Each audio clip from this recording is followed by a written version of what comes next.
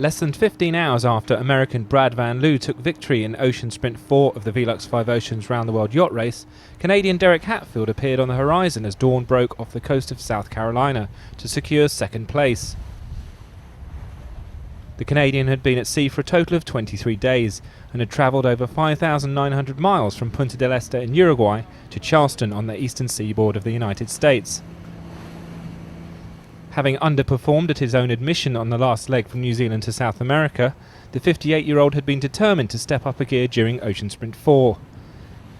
Hatfield did indeed put in a Herculean effort on his way up the Atlantic, hunting arch-rival Brad Van Loo the whole way to Charleston. In the last few days of the leg, the Canadian was less than 100 miles behind Van Loo and still had a genuine chance of victory, until light winds and a differing course to the American put pay to that. As well as being preoccupied with catching Van Loo, Hatfield also had the little matter of a charging Chris Stanmore Major to worry about. The Englishman was intent on taking second spot for himself and had pursued the former policeman relentlessly, but Hatfield held firm and saw off Stanmore Major's challenge. So after 3 weeks at sea, Derek Hatfield crossed the finish line at 7:36 AM local time to bag second place on the podium in Ocean Sprint 4.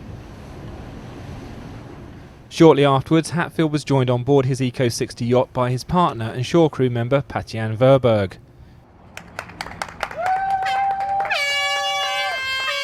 With his sails safely packed away and his boat Active House out of racing trim, Hatfield docked at Seabreeze Marina to a well-deserved ovation from friends and family, who had turned out to welcome the man from Nova Scotia back to North America. And it wasn't long before Hatfield had a bottle of champagne in his hands to celebrate his return to dry land after 23 days of solo sailing. After leg 3 and the disaster that I was in second place right up until the last 2 days, and then and both Chris and Gutek got around me in the last little bit. I had some instrument problems, and as I put it, the wheels fell off, and I really it devastated me in Punta to come fourth, and I was expecting a second place finish, and so now I feel very very good about this one. And the last leg will be a good battle for sure.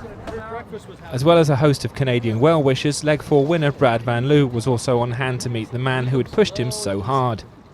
Yeah, Derek really sailed a fantastic leg and had a different philosophy about how to do it, and it was a very, very competitive one, and it was by the skin of our teeth, and it was great. It was a great boat race. I think these boats are all very well suited to race against each other, and the personalities that we've got are very different, but competitive ones. So it's been a really tight race, and it's been amazing to sort of watch people develop at each leg, because we're gaining more and more experience, and it's fun to see everybody sort of come into their own towards the end here. So with that second place to his name, Derek Hatfield is well placed to take on Ocean Sprint 5, the final leg of the race, which will see a traverse of the North Atlantic from Charleston to La Rochelle on the west coast of France. Well, yeah, I'm looking forward to it, actually. I hope Gutek is, I wish him well, and I hope he gets here in fine shape and ready to rumble. Chris is doing well as well. He's really ramping it up. He's got good boat speed, and so I think the last leg will be a really good one, and hopefully everybody reaches France safely, and we'll see what happens. But before battle commences in Ocean Sprint 5, Hatfield has around 4 weeks to prepare himself and his boat for action.